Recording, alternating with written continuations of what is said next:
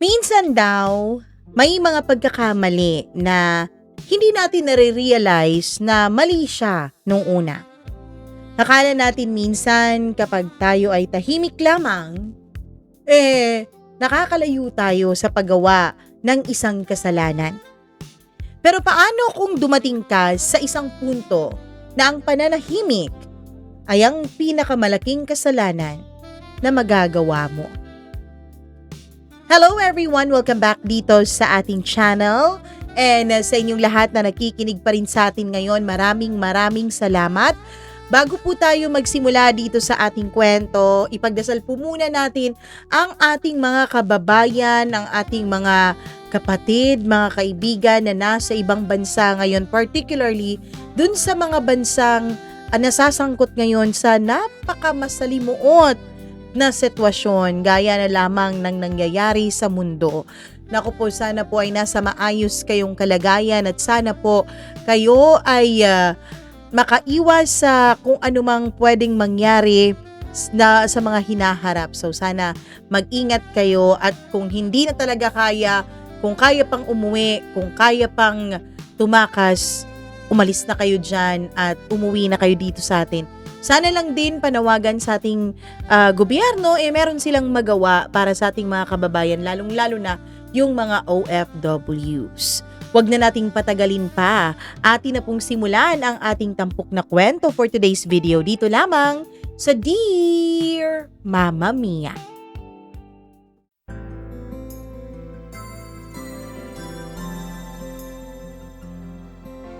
Hindi ko akalain na ang lihim pala na hindi ko sinasabi, yun pala ang lihim na magiging mitya ng aking pagkakasala at hindi pagpapatulog ng aking konsensya. Dear Mama Mia, may mga pagkakamaling nagagawa dahil sa galit. Meron rin namang mga kasalanang nagagawa dahil sa sobrang inggit na nararamdaman. At may mga kasalanang nagagawa dahil sa katahimikan. Mama Mia, itago niyo na lamang po ako sa pangalang Jello. Hindi po ako taong nananakit ng kapwa.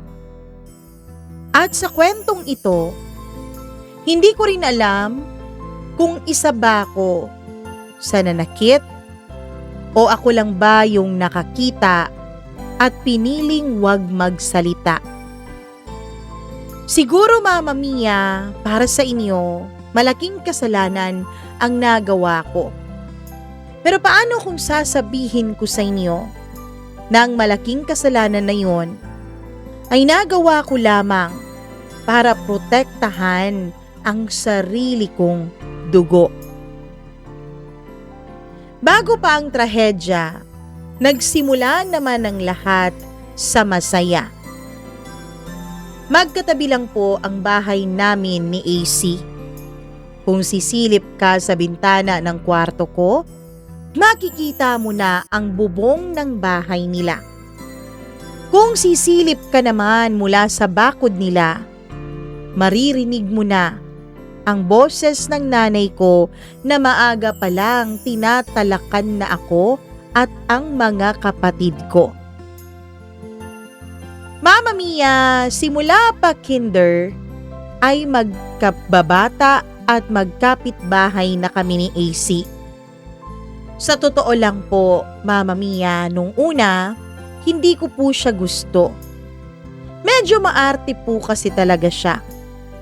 Kaya lang, kapag bata ka, hindi mo naman laging iniinda kung ano ang ayaw o gusto mo sa isang tao.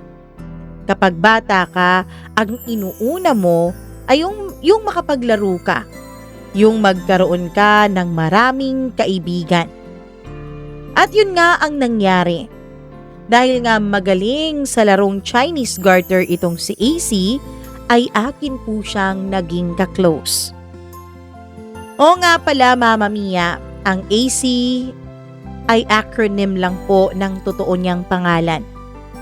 Pero bago tayo magkalituhan, sasabihin ko na, babae po si AC Mama Mia. At mula bata pa kami, laging sinasabi sa amin ng aming mga magulang, pati na rin ng aming mga kamag-anak, mga pinsan at ibang mga kapitbahay, na baka raw kami lang dalawa ni AC ang magkatuluyan sa hinaharap. Ang sabi nila, bata pa raw kami pero close na kami sa isa't isa. Sa totoo lang, siya yung unang taong tumabi sa akin nang hindi ako kinakausap ng ibang bata dahil tahimik ako at hindi gustong makipaglaro sa iba. Siya ang unang nagsabi sa akin na, okay lang yan, kahit hindi ka madaldal Jello, friends pa rin kita, mabait ka kasi. Mula noon, tuwing umaga, sabay kami laging naglalakad papunta sa eskwela. Siya ang laging nagkukwento sa akin ng kung ano-ano. Minsan yung kwentong multo o yung kwentong walang kabuluhan. Ako naman kahit gaano kawalang kwenta ang kinukwento niya, ay naniniwala at nakikinig ako sa kanya. Sa totoo lang Mama Mia, siya po yung laging nagkukwento sa akin ng tungkol sa mga kababalaghan sa aming lugar, lalong-lalo na sa aming paaralan. Hindi ko man maamin sa kanya pero takot po talaga ako sa tuwing nagkukwento siya ng kung ano-anong mga multo. Nagpapanggap lang akong ayos lang. Nagpapanggap lang ako noon na wala akong nararamdamang takot. Pero ang totoo, takot ako at naniniwala ako sa bawat kwento niya sa akin. Alam mo, yung school natin, sabi, meron daw diyang laging nagpaparamdam kasi meron daw hindi matahimik na kaluluwa. Yun ang lagi niyang panimula kapag ang kwento niya ay tungkol na sa kababalaghan.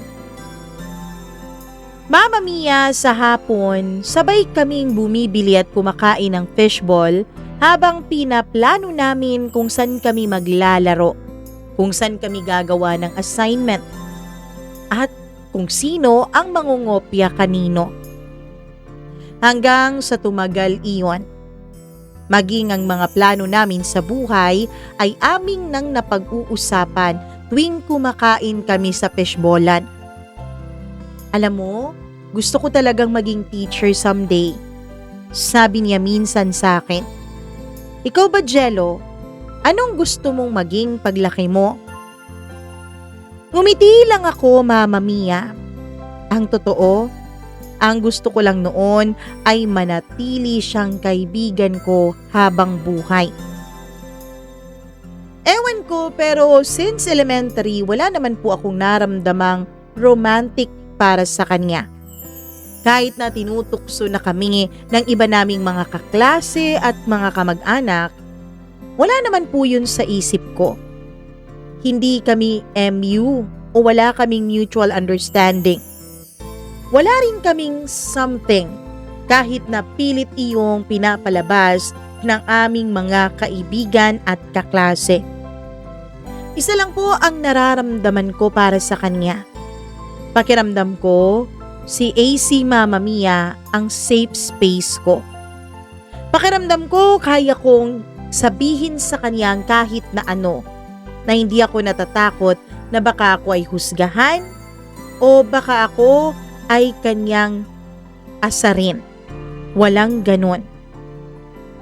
Mama Mia, sa totoo lang, lumaki po ako sa isang pamilyang konserbatibo, relihiyoso at mahigpit.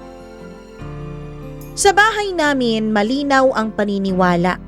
Ang lalaki ay dapat matatag, matapang, matipuno, at walang iniindang kahinaan. Pero habang lumalaki ako, Mama Mia, napapansin kong may mga bahagi sa sarili ko na hindi tugma sa inaasahan ng pamilya ko sa akin. May bahagi sa aking pagkatao na alam kong kapag aking sinabi ay hindi nila maiintindihan. Kaya naman hindi ko yun maipalabas-labas kahit kanino. Hindi ko masabi kay Papa, hindi ko rin masabi kay Mama. At lalong hindi ko pwedeng banggitin sa aking mga kuya at kahit pa nga kay AC Mama Mia. Natatakot ako na oo nga't magkaibigan kami ni AC. Oo nga't never pa niya akong hinusgahan kahit kailan. Baka sa pagkakataong to, baka dito niya ako mahusgahan. Baka kahit hindi niya ako husgahan, madulas siya sa iba at masabi niya ito sa aking pamilya. Kaya natutunan ko pong magtago, Mama Mia. Ngumiti kapag may biro. Tumahimik kapag may sermon. Magkunwaring okay ako kahit hindi. Magkunwaring eto ang pagkatao ko kahit meron namang ibang nakatago. Mama Mia, lumipas pa ang mga panahon. High school na kami noon. 4th year high school. Lagi na akong tinutukso noon ng mga kuya ko kay AC. Pati nga rin si Papa, laging sinasabi kung kailan ko raw liligawan ng kaibigan ko. Maganda naman si AC Tapos mababait pa ang mga magulang niya. Alam mo, wala akong magiging kontra Jello kapag siyang ligawan mo. Papa naman, ang bata-bata ko pa. Ano bang ang bata-bata? Kitanda-tanda nyo na. 16 na kayong dalawa, 'di ba? 16 pa lang yung anak mo, pinipilit mo ng magnobya? Kontra naman ni Mama. Ayos lang yan, kaysa naman matulad dun sa anak ng kumpare ko na naging bakla. Kahit makabuntis pa yan, magpupunyagi pa ako. Biro ng papa ko. Na siya namang sa totoo lang, Mama Mia, kumurot sa puso ko. Mas magiging kahihiyan pa pala kay Papa ang tunay kong pagkatao kesa sa ang ideyang makabuntis ako ng maaga. Ano ka ba? Bakit mo iniisip yan sa anak mo? Ano na lang sasabihin ng mga kasimbahan natin kapag yung anak mo makabuntis ng maaga? Ano sa tingin mo ang sasabihin nila kapag yung anak mo naging bakla? Halos nagdediskusyon na noon ang mga magulang ko. Ako naman ay nanahimik lang, Mama Mia. Pilit na ngumingiti. Pilit na ginagawang biro ang kanilang sinasabi. Papa naman, Mama naman. Kayo parang wala ako dito pag pinag-usapan niyo ko Basta anak, kung gusto mo nang manligaw, magsabi ka lang. Pero anak, kung gusto mo nang matutong dumiskarte sa babae, sa akin ka magsabi, wag dyan sa mama mo. Malalaman mo kung paano ko yan napasagot. Puro biruan at kantsawan. Hindi nila nakita ang kabang nararamdaman ko nung mga panahon na yun, Mama Mia. Hanggang sa nagbago ang lahat nung dumating sa bahay namin ang isang taong babago hindi lang sa aking sarili, kundi maging kay AC, Mama Mia. Dumating sa bahay namin ang Tito Ramon ko. Si Tito Ramon ay pinsan po ng papa ko. Galing siyang probinsya. Pansamantala muna siyang titira sa amin habang nag-aayos siya ng mga papeles niya para makapagtrabaho abroad. Bata pa lang po si Tito Ramon. Katunayan, siya po ang bunsong pinsan ng aking ama. Siguro kakagraduate lang niya noon ng college o 1 hanggang 2 taon nang nakalipas mula nung graduate siya. Basta ang alam ko sa mga panahon na to nasa early 30s pa niya si Tito Ramon. Matangkad si Tito Ramon, kahit na bata siya sa papa ko ay mas matangkad siya. Bukod doon, Mama Mia, ay masayahin siya. Palangiti. Pakiramdam ko ay mas nagiging kuya pa siya sa akin kaysa sa mga kuya ko. Para sa isang batang katulad ko na lumaking kulang sa affirmation mula sa mga magulang pati na rin sa mga kapatid, ay iba ang naging epekto ng presensya ni Tito Ramon sa akin. Mama Mia, lagi niya akong pinupuri lalo na pagdating sa grades ko sa eskwela. Iba din ang focus mo, Jello ah. Alam mo, nung ako nag-aaral, ang bulakbul ko, sakit ako sa ulo ng mga magulang ko. Buti ikaw matalino. Ang alam ko, lagi kang honor student. Hindi naman po, Tito. Nagsusumikap lang po. At saka may kasabay lang po talaga akong mag-aral. Naku, iba pa rin yan. Galingan mo ha, kapag nasa abroad na ako, kapag maganda na ang trabaho ko dun. Kukunin kita kapag nakapagtapos ka na. Bibigyan kita ng magandang trabaho dun nang sa ganun, mabilis kang makapag-ipon. Diba gusto mong bumili ng bahay at gusto mong bumili ng kotse? Opo, Tito. Yan, madali mo yang magagawa kapag sa abroad ka nagtrabaho. Kaya ka po ba magtatrabaho sa abroad, Tito? Abay oo, nandun ang swerte. Mama Mia, laging pinupuri ng Tito Ramon ko ang lahat ng nagagawa kong tama. Lagi niya akong kinakausap na para bang matanda na ako. Lagi niyang kinakausap ako na parang kaidaran lang kaming dalawa. Hindi ko maintindihan kung bakit ang simpleng atensyon na binibigay sa akin ni Tito Ramon ay ang dahilan kung bakit unti-unti po akong nahuhumaling. Hindi ko kaagad noon naintindihan ang nararamdaman ko. Hindi ko naiintindihan kung ano itong paghanga ko sa tito ko. Basta alam ko kapag nasa paligid si Tito Ramon, mas mabilis ang tibok ng puso ko. Kapag nasa tabi ko siya, mas kinakabahan ako. Nahihiya ako sa sarili ko. Nahihiya ako sa nararamdaman ko para sa kanya. Pero Mama Mia, ang hindi ko maintindihan ay kung bakit hindi ko kayang umiwas. May mga pagkakataon po na naliligo si Tito Ramon. Tapos kapag lumalabas siya ng banyo nakatuwalya lamang siya. Yung tuwalya na mula bewang pababa lang ang natatakpan. Ewan ko Mama Mia, pero pakiramdam ko yung dugo ko ay umaakyat noon sa pisngi ko. Dahil sa kanya, natututo po akong magpantasya. Alam ko pong nakakadiri kung pakinggan para sa iba.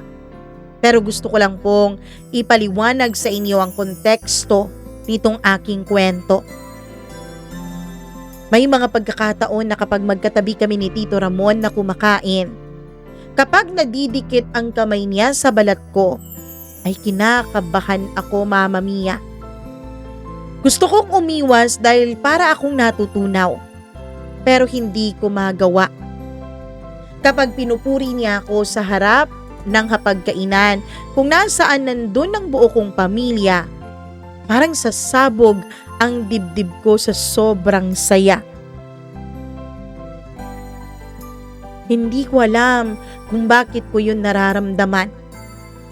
Unti-unti kong tinatanggap sa sarili ko na iba nga talaga ako kaysa sa mga kuya ko. Iba ako sa papa ko. Hindi ako brusko. Hindi ako yung tipo ng tao o ng lalaki na gugustuhin na maging anak ng isang matigas na lalaki din. Hanggang sa naramdaman ko Mama Mia, etong damdamin ko para kay Tito Ramon, damdamin ito na hindi lang basta humahanga sa kanyang iniidolong tao. Etong damdamin na ito ay nagdutulak sa akin para pagpantasyahan ang pinsan ng papa ko. Oh, Mama Mia, sa totoo lang, umiiyak din ako tuwing gabi. Lalo na sa realizations that I'm falling in love with my father's cousin. Ayoko ng damdaming ito. Pilit kong iniiwasan, pilit kong tinatago. Hanggang sa sinabi ko sa sarili ko, wag ko na lang iwasan, wag ko na lang munang pansinin. Total, sandali lang naman si Tito Ramon dito sa amin. Pagkatapos ng ilang buwan, kapag naproseso na niya ang kaniyang mga papeles, agad naman siyang aalis papuntang ibang bansa. Siguro by that time ay unti-unti na ring mawawala ang lihim kong damdamin para sa kanya. Mama Mia, si AC po ay close na sa pamilya ko. Ganon din naman ako sa pamilya niya. Normal lang sa aming dalawa na nagpupunta sa bahay ng isa't isa. Sanay na kaming magkakilala ang lahat. Ako nga, kapag pumupunta ako sa bahay nila, kahit bigla-bigla na lang akong pumapasok at magbubukas ng ref, wala nang problema. At ganun din naman si AC sa akin. Minsan nga, Mama Mia, kahit tulog pa ako, kapag papa ko lang ang naiwan o mga kapatid ko, ay pinapayagan na nila si AC. Napuntahan ako agad sa kwarto. Ganun kami ka-close, Mama Mia. Pero kahit ganun ka-close kaming dalawa ni AC, never ko pong na-mention sa kanya ang tungkol sa pagkakaroon ko ng malaking paghanga kay Tito Ramon. Kahit nung nasa bahay na si Tito Ramon, ay hindi po nawawala ang pagpunta-punta ni AC sa bahay namin. Hanggang sa isang araw, napansin ko, Mama Mia, na parang may isang bagay na nagsisimulang magbago. Ayoko sanang bigyan ng ibang kahulugan. Ayoko sanang bigyan ng masamang epekto o masamang imahinasyon ng utak ko. Kaya lang napapansin ko minsan, nagiging tahimik si AC kapag nasa paligid si Tito Ramon. Nung una, Mama Mia, akala ko baka naiilang lang siya. Dahil si Tito Ramon ay hindi naman po kasama ko sa bahay mula nung nakilala ko si AC. Kumbaga, bago siya sa paningin ni AC. Kumbaga, ibang tao siya sa paningin ng best friend ko. Kaya akala ko talaga yun lang ang dahilan. Ayokong mag-isip ng masama. Ayokong isipin na baka magiging karibal ko pa ang kaibigan ko kay Tito Ramon. Tahimik lang ako habang nagmamasid ako kay AC. Hanggang sa isang araw, Mama Mia, inaya ko si AC na pumunta sa bahay namin. Bigla na lang siyang umiling. Ayoko muna, may gagawin ako eh. Himala yata. Inaayawan mo nang tumambay sa bahay ngayon, sabi ko. Sorry Jello kasi may pinapagawa sa akin si Mama. Sige, dyan ka na. Hindi na niya inantay na makipag-usap pa ako sa kanya ng matagal. At mula sa araw na yun, Mama Mia, maging sa paaralan ay iniiwasan na ako ni AC. Hindi ko maintindihan ang aking gagawin noon. Hindi ko rin maintindihan kung bakit umaakto ng ganun si AC. Ano bang nangyayari? Ano ba ang kasalanan ko sa best friend ko? Isang araw sa recess time namin ay nilapitan ko si AC. Magkagrupo kasi kami sa isang subject, Mama Mia, na meron kaming project. Hindi po siya pumunta dun sa araw na gumagawa kami ng aming proyekto. Kaya naman pinuntahan ko na siya.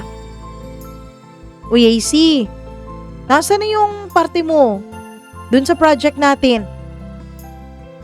Ibibigay ko na lang mamaya kay Stella.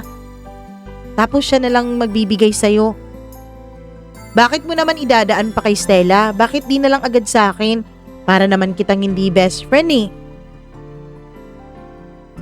Basta Jello, bibigay ko na lang mamaya. Sige pupuntahan ko pa ang iba kong mga kaibigan. Sa totoo lang Mama Mia, medyo nasaktan ako sa inasal ni AC.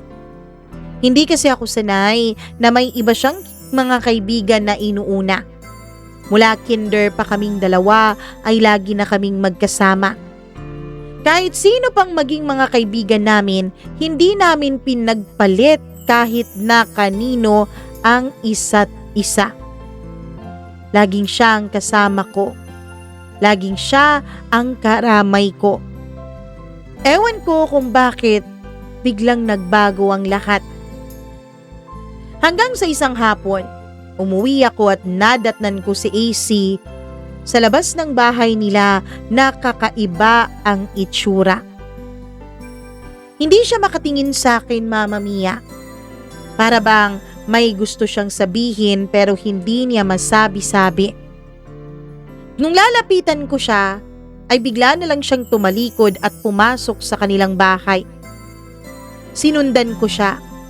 Alam ko kasi sa mga oras na yon, wala pa ang kaniyang mga magulang. Nag-iisang anak po si AC, Mama Mia. Kaya 3 lang sila ng mama at papa niya sa kanilang bahay. Sinundan ko siya dahil gusto ko na siyang kumprontahin at gusto ko na siyang kausapin kung ano bang problema niya sa akin. Kaya lang, nung buksan ko ang pintuan ay hindi ko yun magawa. Inilak niya mula sa loob. Kinatok ko siya ng kinatok pero hindi siya sumasagot. Kung ayaw mo makipag-usap, edi wag mo, sabi ko at tumalikod tsaka pumunta na ng bahay. Pagdating ko ng bahay ay naabutan ko noon si Tito Ramon na galing paligo. Hindi ako makapagsalita.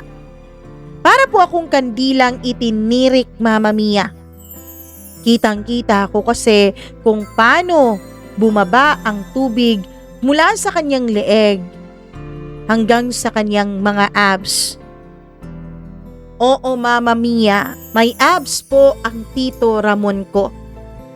Yun ang lalong nagpahumaling sa akin. Hindi ko alam pero lumulunok na pala ako noon ng sarili kong laway habang pinagmamasdan ko yung tubig na naglalakbay sa kanyang katawan. Oh, Jello, tulala ka dyan, sabi niya. Wala Tito. Sige, pasok muna ako sa kwarto ko. Pagpasok ko sa kwarto ay ang laki-laki ng mga butil ng pawis sa noo ko. Kahit na malamig naman nung mga panahon na yon dahil umulan buong araw. Hindi ko maintindihan ang nararamdaman ko, Mama Mia. Doon ko nga nakumpirma. May pusong babae nga ako. Bakla nga talaga ako. May gusto ako kay Tito Ramon. Pero alam ko namang hanggang pantasya ko lang siya. Alam ko naman na walang pwedeng mangyaring mas malalim pa doon. Hanggang tingin lang naman ako. Yun ang sabi ko sa sarili ko. Araw-araw ay nawawala sa isip ko, Mama Mia, ang aking pagkadismaya tungkol sa best friend kong si AC. Araw-araw, kapag nandyan si Tito Ramon, parang lumiliwanag ang mundo ko. Parang nagkakaroon ng mga bulaklak at mga tugtog. Siya ang nagbibigay inspirasyon sa akin. Ang wish ko nga noon, sana wag munang umalis ang Tito Ramon. Sana wag munang ma-approve yung papers niya nang sa ganun ay magtagal pa siya sa amin. Ang hindi ko alam, Mama Mia, unti-unti na palang napapansin ng Tito Ramon ang mga ikinikilos ko. Akala ko magaling akong magtago. Akala ko magaling akong magpanggap pero hindi pala. Isang araw ay bigla niya akong nilapitan. Hinawakan niya ang balikat ko at inakbayan ako. Yung akbay na tila may ibig sabihin. Ano ka ba naman, Jello? Sa isip mo lang yan, imahinasyon mo lang yan. Saway ko noon sa aking sarili. Pero hindi, Mama Mia eh. Kakaiba ang paghawak niya yon sa akin. Parang humahaplos din. Oh, huwag mong sabihin na kinikilig ka na naman dyan. Nagulat ako sa sinabi niya, Mama Mia. Hindi ko maintindihan noon ang aking nararamdaman. Hindi ko nga rin alam kung talagang sinabi ba niya yon o baka imahinasyon ko lang din. Ano po? Tanong ko. Huwag ka nang magkaila.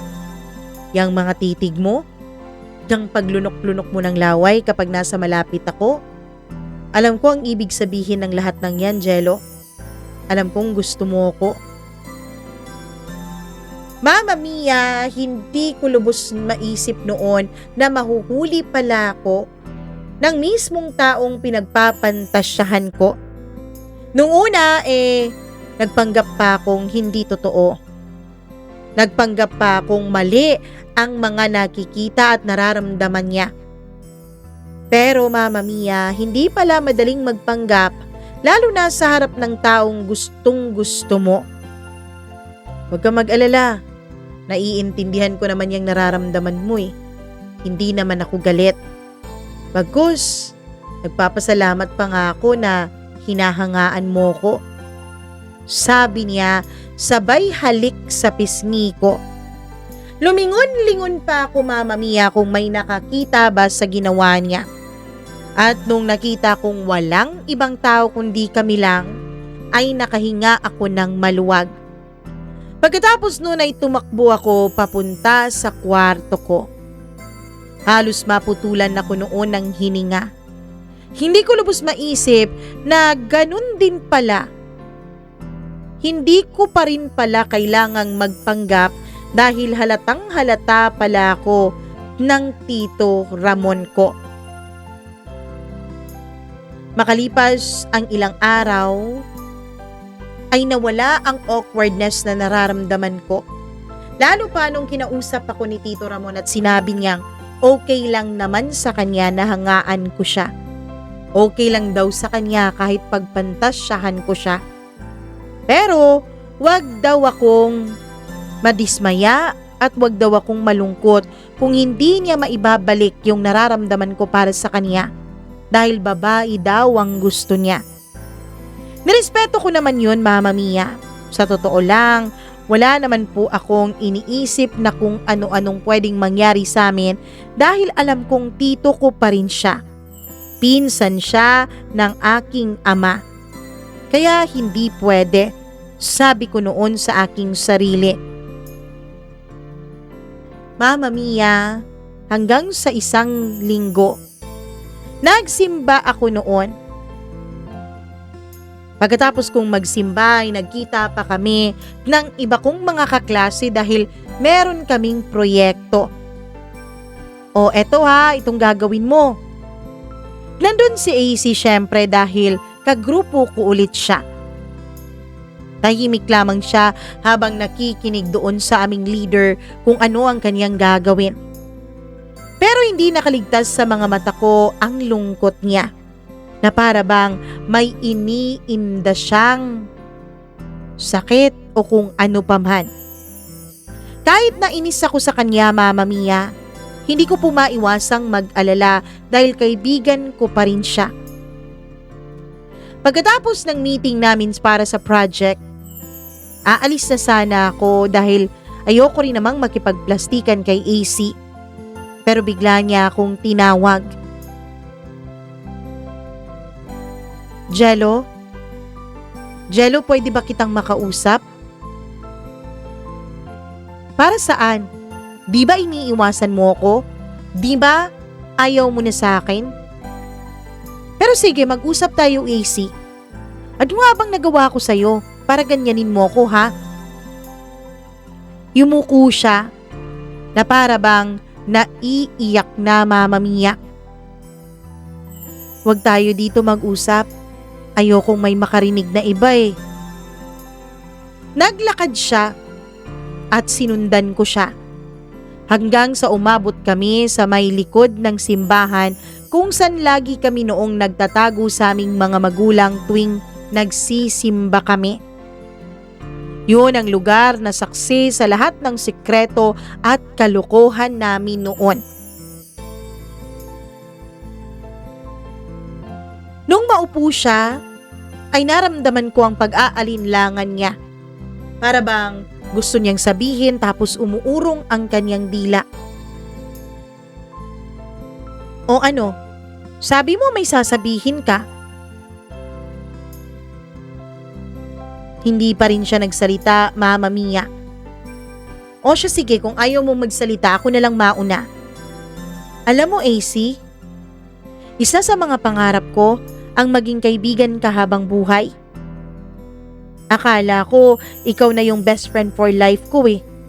Pero anong nangyari? Bakit bigla mo na lang akong iniwasan? Bakit bigla mo na lang akong parang tinanggal dyan sa buhay mo? AC, madali naman akong kausap eh. Kung ayaw mo na sa akin o kung may nagawa man akong kasalanan, sana sabihin mo, 'di ba? Habang nagsasalita ako, ay bigla ako na lang napansin ang sunod-sunod na pagtulo ng luha mula sa kaniyang mga mata, Mama Mia. Hoy, anong iniiyak-iyak mo dyan? Umiiling-iling siya.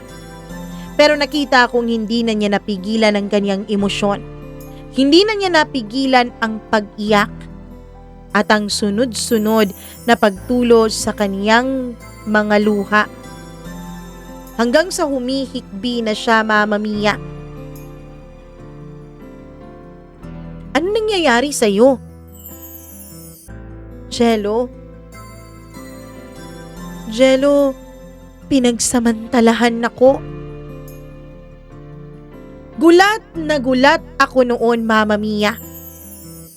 Hindi ko lubos maisip na mararanasan yun ng isa kong kakilala at lalong hindi ng best friend ko pa. Hindi ako makapagsalita.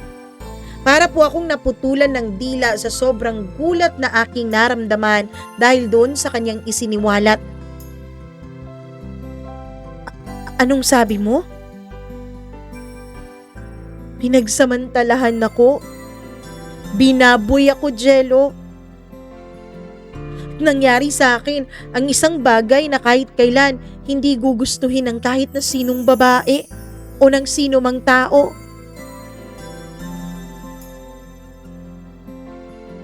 Sino? Tanong ko. Nung magtanong ako ng sino, ay nakita ko talagang rumehestro ang takot sa kanyang mga mata, Mama Mia. Mula pa kinder kami ay magkasama na kami ni AC. Kaya kilalang kilala ko talaga siya. Unang beses po na nakakita ako ng ganong klaseng takot sa kanyang mga mata. Mas grabe pa ang takot na yon kaysa sa mga panahon noon na hinahanap siya ng tatay niya at akmang papaluin na siya. Hindi siya makapagsalita, kaya inulit ko ang tanong ko. Si sino? Umiling-iling siya, Mama Mia, na para bang ayaw niyang sabihin sa akin. AC, paano kita matutulungan kung hindi mo sasabihin sa akin kung sino? Hindi mo gugustuhing malaman, Jello.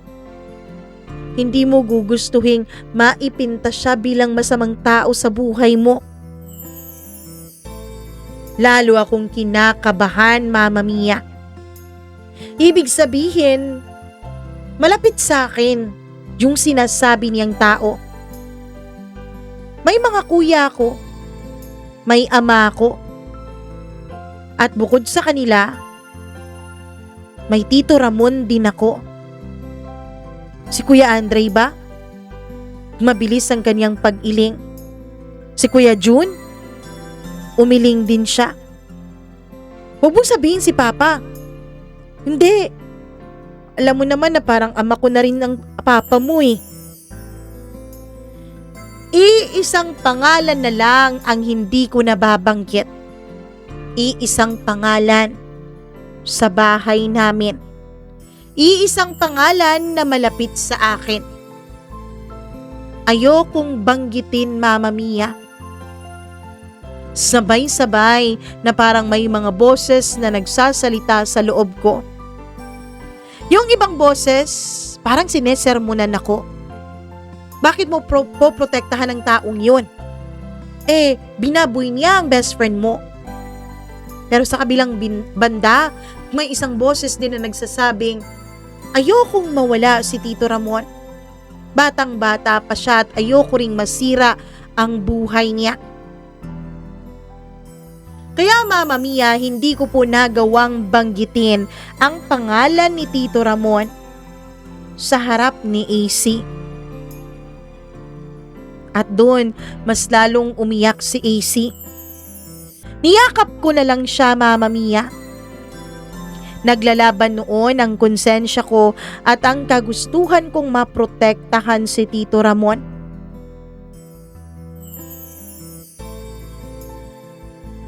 Pinili ko po ang katahimikan. Pinili ko pong protektahan ang taong hinahangaan ko. Shh, huwag ka nang magsalita. Sige, wag na muna nating sasabihin. Sabi ko. Hanggang ngayon, Mama Mia, habang sinusulat ko po iyon, yung sinabi ko kay AC, nararamdaman ko pa rin ang panginginig ng kalamnan ko, ang panginginig ng konsensya ko. Yun na yata ang pinakaduwag na pangungusap na nasabi ko sa buong buhay ko, Mama Mia. Wag na muna nating sasabihin. Hanggang ngayon iniisip ko, kung hindi ko kaya yun sinabi kay AC noon, baka nag-iba ang lahat ng ending ngayon. Niyakap ko si AC. Inaramdam ko sa kanyang nandyan lang ako. Pero Mama Mia, mula noon ay unti-unting nagbago si AC. Hindi na siya yung AC na palatawa sa paaralan. Hindi na siya yung AC na laging kasama ko after school para mag-fishball, mag-asaran, magkwentuhan at magtawanan. Hindi na siya yung AC na kapag Sabado, bigla-bigla akong pinapasok sa kwarto ko at inaayang tumambay sa bubong ng bahay namin. Ngayon, siya na yung AC na tahimik. Siya na yung AC na malayo ang loob sa akin. Malayo ang iniisip. Nagulat ako isang umaga. Nasa tindahan ako noon dahil pinapabili ako ng itlog ni Mama. Sabado noon, Mama Mia. Jello! Pamilyar na pamilyar sa akin ang boses na yon.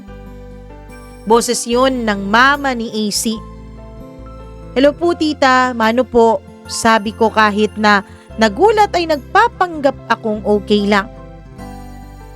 Jello, iho. May itatanong sana ako sa'yo. Dito ay kinakabahan na ako, Mama Mia. Ano po yun, tita? Wala ka bang napapansin kay AC? Po? Kasi parang may iba sa anak ko. Alam mo yun? Parang lagi siyang nakatulala. Parang laging malayo ang iniisip niya. Tsaka napapansin ko parang hindi ka na rin dumadalaw sa bahay. Hindi na rin umaalis sa bahay si AC. Ngayon ang Sabado, 'di ba? Lagi kayong magkasama kahit weekend. Ngayon, tuwing mga oras na to, nasa bahay na ninyo si AC. Pero ngayon, andun pa rin sa bahay, andun sa loob ng kwarto niya. Nagmumukmok. May nangyari ba sa inyong dalawa? Nag-away ba kayo? Hindi po tita, bakit po? May alam ka bang problema ng anak ko? Umiling-iling ako dahil sa totoo lang, halos hindi ko na kayaning magsalita pa noon. Jello, pakiusap naman no. Kung may malaman kang problema ng anak ko, pwede bang sabihin mo agad sa akin? Tinatanong ko siya pero umiiyak lang, hindi nagsasalita. Mama Mia, medyo nakonsensya ako noon. Kasi ako naman tong nagsabi kay AC na wag munang magsalita. Isang araw ay dinalaw ko siya dahil alam kong wala doon ang mga magulang niya. Nagulat pa siya nung kumatok ako. Inulit-ulit ko pa ang pagtawag sa pangalan niya bago pa niya ako pagbuksan. Alam kong natatakot siya, Mama Mia, dahil nakalock na ang pintuan nila na hindi naman niya dating ginagawa. Ang daming bagay kong tinanong sa kanya tungkol sa kung anong plano niya. Paano kung magsumbong ako, Jello? Kung magsasalita ka ba, maniniwala kaya sila? Tanong ko sa kanya. Umiyak siya. Sa totoo lang, yan din ang tanong ko sa sarili ko, Jello eh. Meron kayang maniniwala sa akin? Ikaw ba?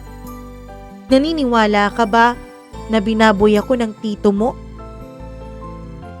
Hindi ako sumagot, Mama Mia. Kasi sa totoo lang, hindi ko alam eh. Alam ko, kilala ko si AC. Alam kong hindi siya magbibiro ng ganon. Kaya alam kong may katotohanan ng kanyang sinasabi. Kaya lang ang puso kong nagmamahal at humahanga, ay ayaw paniwalaan ang mga masasakit at pangit na ginawa ng taong hinahangaan ko. Natakot ako noong magkagulo ang pamilya ko, Mama Mia. Natakot ako noon na baka maggalit ang mga tao sa amin. At lalo akong natakot sa galit ni Papa.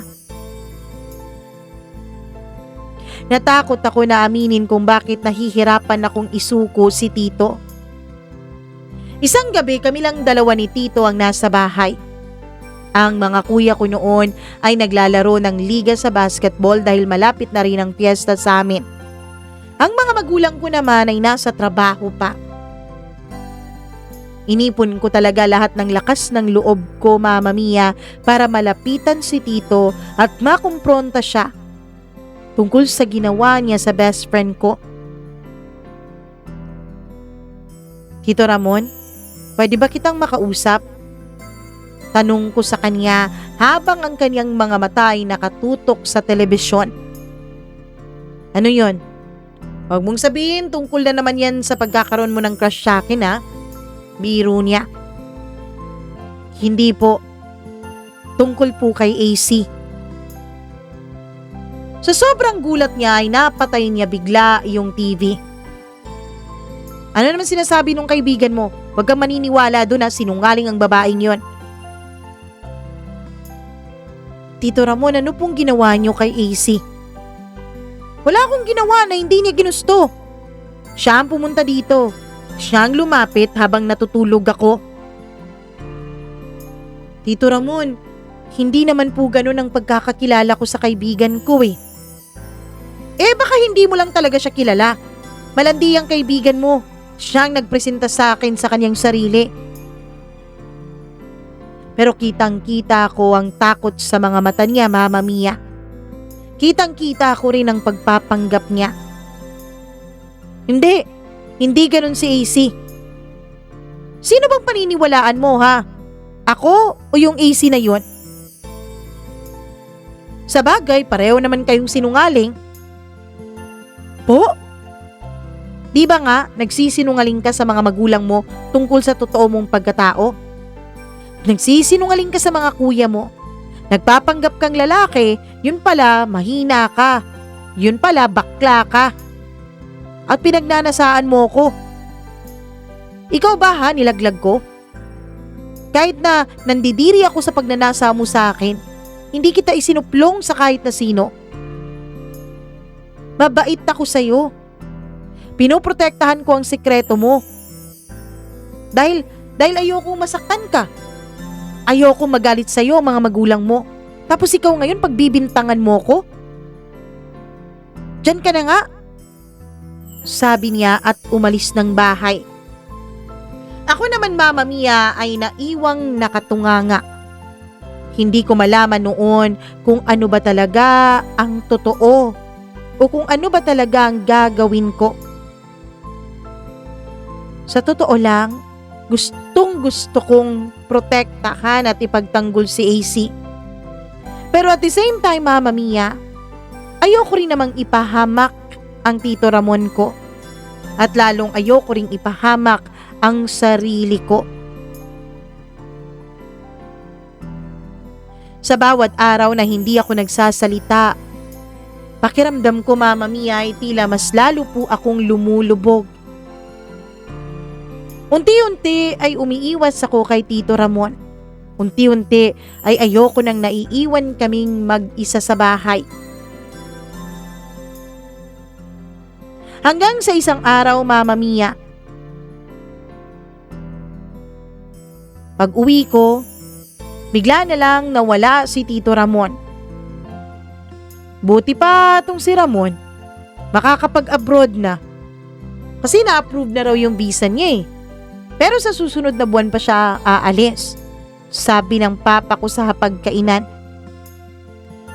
Akala ko ba dito si Ramon hanggang sa makaalis siya papuntang ibang bansa? Hindi, dun daw muna siya sa isa pa naming pinsan. Para daw makapag-bonding sila bago siya umalis. At dun ko nalaman na umalis na ng bahay namin si Tito Ramon, Mama Mia. Umiwas na siya sa kanyang kasalanan. Halos hindi ako mapakali noon. Gustong-gusto ko nang sabihin sa mga magulang ko yung totoo pero hindi ko alam kung paano magsisimula. Hanggang isang araw, Mama Mia, nagulat ako dahil hindi pumasok sa eskwela si AC. Ang isang araw ay naging 2 araw. Pinuntahan ko siya sa bahay nila pero hindi niya ako pinagbuksan. Kinabukasan ay nakita ko ang nanay niyang papalabas. Tita, si AC po. Ayun, nagmumukmok. Ayaw pa ring lumabas. Ewan ko dyan sa batang yan kung anong problema. Puntahan mo nga. Sabi niya. Sige po tita, mamaya po. Kasi may gagawin pa ako sa school eh. Pero babalikan ko po siya. Kaya lang tita, hindi po ako kinakausap ng anak niyo eh. Hindi niya po ako pinagbubuksan ng pinto. O eto ang susi ko sa bahay. Gamitin mo yan mamaya kung ayaw ka pa rin niyang pagbuksan ha. Pagkatapos nun ay umalis na ang mama niya. Ang alam ko magtatrabaho yon. Pumunta muna ako sa eskwela dahil may kailangan akong asikasuhin, Mama Mia. 2 oras lang ako doon at agad na akong umuwi. Hindi muna ako pumunta sa bahay dahil mag-iisa lang naman ako doon. Agad akong pumunta sa kabilang bahay. Sa bahay ni na AC. Katok ako ng katok. Tawag ako ng tawag sa pangalan niya pero hindi niya ako pinagbubuksan. Hanggang sa maalala ko ang susi na nasa pantalon ko. Susi na binigay sa akin ng mama niya kaninang umaga. Ginamit ko na yun, Mama Mia. Dahil kailangan na naming mag-usap ni AC dahil ayokong mahuli siya sa klase. Gagraduate na kami ng 4th year at ayokong hindi siya makagraduate dahil doon. Pagbukas ko ng pintuan ay napakatahimik ng bahay nila. Alam ko naman kung nasaan yung kwarto niya kaya dun na ako dumiretso. Pagpihit ko sa doorknob ay nakalak po ito. Kaya katok ulit ako ng katok. Sigaw ako ng sigaw sa kanyang pangalan pero hindi siya sumasagot. Hanggang sa nakaramdam na ako ng kaba, Mama Mia. Kakaibang kaba ang nararamdaman ko. Agad kong tinulak ang pinto ng kwarto. Pero hindi ko magawa. Sinipa ako yun ng sinipa pero hindi nagbukas. Nagsisisigaw na ako. Hanggang sa kumuha na ako ng kutsilyo sa kusina para yun na ang ipambubukas ko ng pintuan ng kanyang kwarto. Doon naman dumating ang dalawa kong kuya. Anong ginagawa mo? Bakit sigaw ka ng sigaw dito? At para saan yung kutsilyo? Kinakabahan noon na tanong ng kuya ko. Si AC po kasi, kanina ko pa tinatawag mula sa kanyang kwarto pero hindi niya binubuksan. Kaya pinagtulungan na naming tatlo na buksan ang pinto ng kwarto, Mama Mia.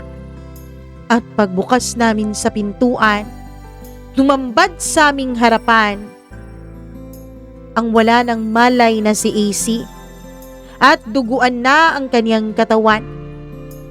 Kinabahan ako. Halos himatayin noon ako sa aking nakita. Nagsusumigaw ako. Ang kuya ko naman na panganay, buti na lang at alam ang laging gawin. Agad niyang binuhat si AC. Tumawag kayo ng taxi, dali! Dali natin siya sa ospital! Nagkakagulo na ang mga kapitbahay. Agad naming dinala si AC sa ospital, Mama Mia. Kaya lang, pagdating sa ospital, ay dead on arrival na po ang best friend ko. Mama Mia, para po akong nabingi sa sinabi ng doktor. Time of death. Yun na agad ang sinabi niya tapos ang kasunod noon ay oras. Oras ng kamatayan ng best friend ko. Sinubukan pa nilang i-revive si AC pero wala na. Hindi na ito nagising pa. Agad namang tinawagan ng kuya ko ang papa ni AC. Nagmamadaling dumating ang mga magulang niya. Ang nanay niya ay hinimatay talaga sa ospital dahil sa nangyari sa anak niya. Iyak kami ng iyak noon. Hanggang sa nakiusap sa akin ang ama ni AC. Pumunta raw ako sa bahay nila. At kunan ko ng mga gamit si AC, pati na rin ang nanay niya. Ayaw kasing umalis noon ng nanay niya sa kanyang tabi. Kaya maging sa morgue at maging sa funeral parlor ay kasama po ito. Pati sa pag-iimbalsa mo, Mama Mia. Pagdating ko sa bahay nila ay dumiretso ako sa kwarto ni AC. Agad akong napaiyak nung nakita ko ang mga bakas ng natuyong dugo. Iyak ako ng iyak, Mama Mia. Hanggang sa makita ko sa kanyang kama, isang pregnancy test kit na may 2 guhit, Mama Mia. Doon ako napaiyak at kinabahan. Itatapon ko na sana yun, pero agad akong nasundan pala doon ng mama ko at nakita niya yung hawak-hawak ko. Ano yan? Buntis si AC? Huwag mong sabihin na ikaw nakabuntis sa kanya, Jello. Mama, hindi po. Hindi ko po magagawang mabuntis si AC dahil bakla po ako. Nabigla ako, Mama Mia, at napaamin ako noon sa nanay ko. Bakla ka? Opo, iyak ko. Agad akong niyakap ng nanay ko. Hindi na muna yan ang pagtutuunan natin ng pansin ngayon. Ang dapat nating malaman ay kung sino ang nakabuntis kay AC. Tinulungan ako ng mama ko. Wala na akong nagawa nung dalhin niya ang pregnancy test kit dun sa ospital at pinakita pa iyon sa mga magulang ni AC. At kinumpirma nga ng doktor, buntis si AC, Mama Mia. Magta-3 buwan na. Hindi lang halata dahil medyo chubby po yung best friend ko at isa pa, mahilig po siya sa mga maluluwang na damit. Sino nakabuntis sa anak namin? May alam ka ba, ha, Jello? Di ba ikaw yung best friend niya? Hindi po ako nakapagsalita, Mama Mia. Sa lamay, hindi ako makatingin sa kabaong niya. Hindi dahil sa takot, kundi dahil alam kong may bahagi ako kung bakit siya nasa loob ng kabaong na yon. May kasalanan ako kung bakit nasa kabaong ng best friend ko. Kung hindi sana ako nagtakot, kung hindi ko lang sana pinoprotektahan ang pagkatao ko pati na rin ang taong hinahangaan ko.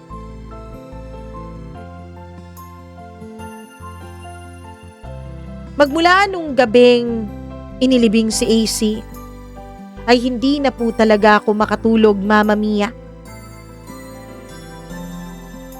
Lumalaki na ang eye bags ko sa aking mukha. Natatakot na ang mama ko. Hanggang sa isang araw hindi na nakaya ng konsensya ko. Hinausap ko na si mama. Inamin ko na sa kanya ang lahat. Ang lahat-lahat at wala akong ni isa mang itinira. Pagkatao ko, pati ang pambababoy ni Tito Ramon kay AC. Nagsusumigaw siya at tinawag niyang papa ko. Demonyo! Demonyo yung pinsan mo! Ano? Ano sinasabi mo dyan? Di mo ba alam, ha? Yung pinsan mo, siya ang bumaboy kay AC. Nagkagulong muli ang mga kapitbahay. Ang lakas-lakas kasi ng boses ng mama ko. Hindi naman po kalakihan ang mga bahay sa amin at dikit-dikit pa kaya may mga nakarinig. Mama Mia, agad na inaresto si Tito Ramon. Noong mga panahon na yun kasi, hindi pa po siya nakakaalis papuntang ibang bansa. Agad siyang inaresto dahil kinasuhan siya ng mga magulang ni AC. Ako naman ang nagsabi dun sa trial stand kung ano ang mga sinabi sa akin ng best friend ko. Alam mo bang hinukay pa si AC, Mama Mia? Para kumalap ng mga ebidensya. Pero matapos ngang maipakulong si Tito Ramon, ay dun na ako nakatulog ng maayos. Pero ang naging kapalit noon ay ang pagpapalaya sa akin ng ama ko. Nabunyag din kasi po ang katotohanan tungkol sa aking pagkatao at sa pagkakaroon ko ng gusto kay Tito Ramon. Ang buong pamilya namin, ang pamilya ng side ng papa ko ay nagkagulo at nagkawatak-watak dahil sa iskandalong iyon. Pero kahit na ganun ang nangyari, hindi po ako nagsisi na isiniwalat ko po ang katotohanan. Ang pinagsisisihan ko lang ay naging huli na ang lahat. Hindi ako nagkaroon ng lakas ng loob na ipaglaban noon ang akin pong kaibigan nung buhay pa siya. Mama Mia, ibinahagi ko po itong kwento ko dahil kung may gusto man akong ibulong na mga salita sa batang ako, yun ay ang magsalita ka. Manindigan ka. Manindigan ka lagi sa tama para wala kang pagsisisihan sa huli. Sa ngayon, Mama Mia, ay nasa puder po ako ng tita ko na kapatid ng nanay ko. 3rd year college na po ako ngayon. 3 taon na po ang lumipas mula nung nangyari ang lahat ng kaguluhan sa buhay namin at mula nung lumayo at nawala sa akin ang isang taong kasama ko mula pagkabata. Maraming salamat po, Mama Mia. Salamat po sa pagbibigay niyo ng oras na mabasa itong kakaibang kwento ng buhay ko. To AC, best friend, kung nasaan ka man ngayon, sana nga ay napatawad mo na ako. Sana nga sa kabilang buhay, pwede ulit tayong maging magkaibigan. Lubos na nagsisisi, Jello.